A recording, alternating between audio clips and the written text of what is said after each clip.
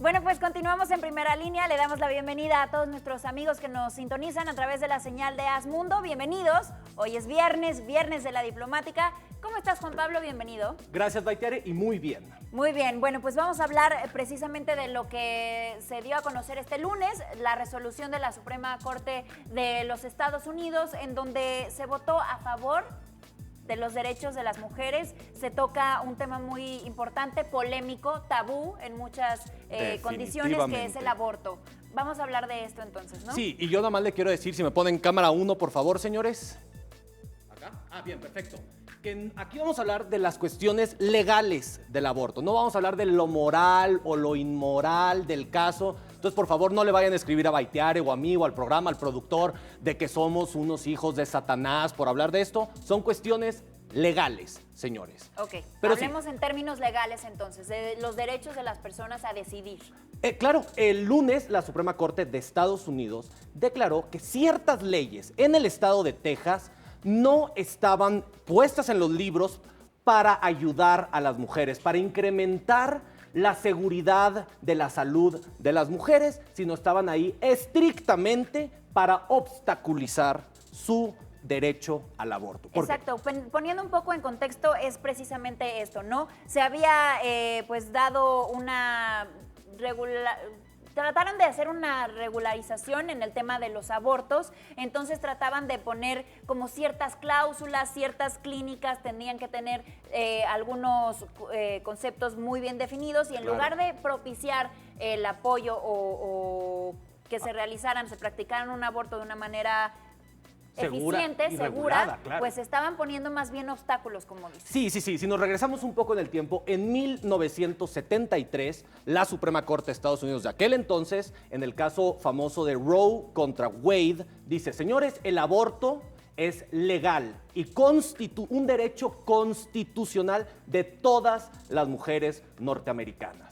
Esto en 1973, como te decía. Y desde entonces el Partido Republicano y particularmente los grupos religiosos que están afiliados a dicho partido han sido muy creativos. Como ya no pueden combatir la decisión de la Suprema Corte, entonces comienzan a poner obstáculos, comienzan a poner trabas, comienzan a poner este tipo de reglamentaciones muy específicas que mencionabas, Baitiare, todo en el intento de evitar que un mayor número de mujeres tengan acceso a este derecho constitucional que ya les dio la Suprema Corte. En este caso, ¿qué fue lo que pasó el lunes? Dos cosas. El estado de Texas tenía una lista de requisitos verdaderamente absurdos para las clínicas de los abortos. Decían que tenían que tener salas de operaciones al estilo de un hospital profesional donde se hacen todo tipo de operaciones. Legislaban el ancho de los pasillos, el tipo de puertas, el tipo de aire acondicionado, el tipo de tuberías, en fin. Obviamente, muchas clínicas están en zonas rurales, alejadas de estos grandes centros urbanos, no tenían el dinero para remodelar sus clínicas y poder cumplir con este tipo de legislaciones. Ahora bien, la segunda cosa es que todos los médicos, decían los legisladores tejanos, que quisieran realizar un aborto, tenían que tener un famoso derecho de admisión, o sea, estar afiliados a un hospital a menos de 50 kilómetros donde ellos pudieran, por ser médicos, mandar a los pacientes, digamos, y que los aceptara el hospital, por ser parte del hospital. Los hospitales tejanos y muchos en Estados Unidos no se meten con doctores abortistas para evitar toda la controversia, ya sabes, ¿no?, de la que se pudieran inmiscuir ahí. Entonces, muchos médicos no estaban tampoco afiliados a ningún hospital, no cumplían con la ley y por eso las clínicas tenían que cerrar. Ahora bien, la Suprema Corte dijo, señores, esto es un peso innecesario sobre las clínicas que no aumenta la salud de las mujeres necesariamente. ¿A quién le importa el tipo de puertas? ¿A quién le importa el tipo de tuberías? Ese tipo de cosas no ayudan a las mujeres y ni siquiera se les exige a otras clínicas donde se hacen liposucciones y demás, que son mucho más peligrosas que un aborto. Ahora bien, el aborto está regularizado en Estados Unidos, no es como ir a comprar algo a una tienda, no hay esa libertad absoluta. Está regularizado y así se tiene que quedar, pero que las regulaciones no sean excesivas y que no sean absurdas. Entonces sí, tremenda victoria, Baitiare. para las mujeres, al menos ahora en Estados Unidos. Existen los contrastes, por ejemplo, el primer ministro de Canadá, Justin Trudeau, que también pues se ha mostrado a favor de los derechos de las mujeres, Claro. Incluso en algunos medios se le conoce como un mandatario feminista, precisamente porque promueve los derechos de las mujeres y se ha tocado en distintas ocasiones el tema del aborto. También, ¿qué sucede en México? ¿No? Es el contraste. Acá esta semana, el miércoles, también hubo una resolución por parte de la Suprema Corte de Justicia en donde deciden rechazar precisamente una demanda de una mujer Correcto. a quien se le fue negado el derecho de abortar. Sí, aquí en México también la misma semana, y pudimos haber hecho historia, también la Suprema Corte Mexicana se involucra en un caso de este derecho humano de la mujer, que es la capacidad de controlar su propia reproducción, pero aquí no funcionó la estrategia. ¿Qué es lo que pasaba? Había una señora de 41 años que va a un hospital del IMSS al 20 de noviembre aquí en la Ciudad de México. Sí. Tenía problemas de obesidad, se había hecho un bypass gástrico, el feto que cargaba ya le habían Tenía detectado algunos problemas sí. genéticos. Entonces lo que la señora va y dice al hospital. La vida incluso de ella corría peligro. Eso es lo que ella argumenta precisamente, porque Ok. la legislación mexicana sí permite a nivel nacional que si la vida de la madre está en peligro, todos los abortos no pueden ser, digamos, penalizados. Entonces, esta señora lo que quiso argumentar es, a ver, señores, yo fui al 20 de noviembre, que lo controla el IMSS. El IMSS, el Instituto Mexicano del Seguro Social, para los que no sepan, está controlado por el Código Penal Federal, que hace precisamente que criminaliza el aborto.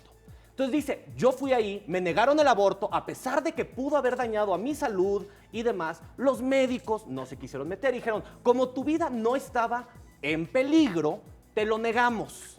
Entonces la señora va y dice, no, va a la Suprema Corte y le dice, quiero demandar al sistema de salud federal porque el Código Penal Federal me prohibió mi derecho humano a realizarme un aborto. La Corte en este caso dijo, no podemos proseguir así como planteaste el tema, porque lo que tú estás pidiendo, señora, es un amparo, así como los de hace un par de meses, estas personas que fueron a pedir un amparo para poder sembrar y consumir marihuana, Claro. es solamente a esas 4 o 5 personas. Ahora, esta señora quería dejar precedente en la Corte de que su caso era constitucional. La Corte dijo, no lo vamos a aceptar así como nos los has enviado, pero vamos a revisarlo porque si esas leyes sí están infringiendo en algún derecho constitucional de igualdad, de no discriminación, de acceso a la salud y demás, podemos modificar las cláusulas presentadas y entonces volver a discutirlo en un par de meses. ¿Cuál es la situación jurídica en términos del aborto en otras partes del mundo? Ya hablamos de Estados Unidos, hablamos de México, hablamos de Canadá. ¿Qué pasa en otras partes del mundo donde sí, digamos, la religión, las ideologías están Claro. un poco más involucradas en términos de las constituciones, en términos legales? Es complicado, estamos avanzando como humanidad, si lo quieres ver así, para reconocer el derecho al aborto de las mujeres. Ya más del 97% de los países en el mundo, la gran mayoría, sí, incluso ahí me puedes meter islámicos, muy cristianos y demás, o sea, la gran mayoría de los países del mundo sí acepta la interrupción del embarazo cuando la vida de la madre se encuentra en grave peligro. Pero después empiezas a entrar en una serie de matices, bueno, terribles para las mujeres, porque del 98% que acepta el aborto para salvar la vida de la madre, solamente el 50% de los países permite el aborto si hubo una violación o una relación sexual de incesto. O sea, ya nada más la mitad del mundo acepta ese tipo de abortos, ¿no? Lo cual es terrible. Una mujer en la mitad del planeta, una mujer que fue víctima de una violación sexual no puede abortar porque sería metida en prisión o sería, bueno, sí, está criminalizado y por lo tanto tiene que cargar a ese bebé que fue una víctima de una relación que ella obviamente no estuvo consciente, no consintió a tenerla. Y de ahí nos podemos ir a un 30% aproximado, reviso la cifra nada más, a un 30%. donde el aborto es prácticamente a petición de la mujer. Si ves entre países desarrollados y países en desarrollo, la gran mayoría de los países europeos, China, Rusia, Estados Unidos, Canadá, lo mencionabas, tienen este tipo de legislaciones muy progresistas, muy al tanto de los derechos. China con la explosión demográfica también es algo que se manejó desde hace mucho tiempo. Que también es una situación terrible y otro día hablaremos de eso, pero falta mucho por avanzar, Baitiare. Falta mucho por avanzar y lo peor de todo es que la gran mayoría de las decisiones que afectan los derechos humanos de las mujeres son tomadas por hombres, por gobernantes hombres, por líderes religiosos, que en su gran mayoría son hombres, y a la mujer no le dan su voz. La mujer es quien debe tener la preponderancia en este tema. Los hombres no tienen nada por qué meterse. Las mujeres son las que deben de decidir y yo espero, Baitiare, que así lo empiecen a hacer cada vez más. Muy bien, pues te agradecemos mucho, Juan Pablo, por haber estado con nosotros este viernes de Diplomática. Un tema polémico, sin duda. Muy polémico y vamos a ver entonces cómo nos va después con este tema. Claro que Muchas sí. gracias, Juan Pablo. Que tengas Nos buen vemos la viernes, próxima Baitiare. semana. Continuamos con noticias internacionales.